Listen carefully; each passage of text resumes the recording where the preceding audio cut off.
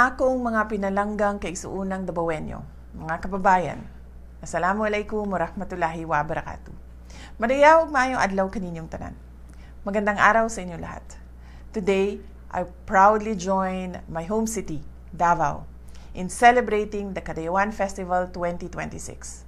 This year, we move forward under the theme, We Are One, Kadayawan. Kadayawan is not just a showcase of our bountiful harvest. It is a celebration of our identity, our resilience, and the lasting peace we have built together. Bilang isang Dabawenya, ipinagmamalaki ko ang pagkakaisa na nagbibigay kulay sa lungsod ng Davao.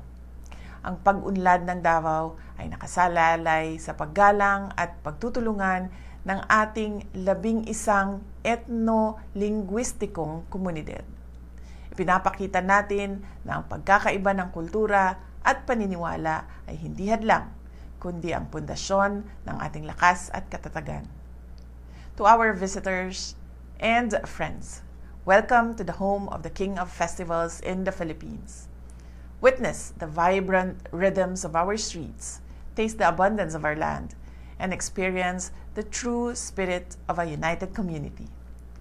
Sa tanang Dabawenyo, padayon natong ampingan ang kalinaw, disiplina ug kultura nga nagbag-o ug nagpalambo sa atong pinalanggang dakbayan. Lahi-lahi man ang atong gigikanan, nagkahiusa ang atong kasing-kasing para sa pag-uswag sa Davao. Happy Kadayawan Festival kaninyong tanan. Mga kababayan, mahalin natin ang Pilipinas. Ibalik natin ang tapang at malasakit. Ang lahat ng ating ginagawa ay para sa Diyos, sa bayan, at sa bawat pamilyang Pilipino. Syukran.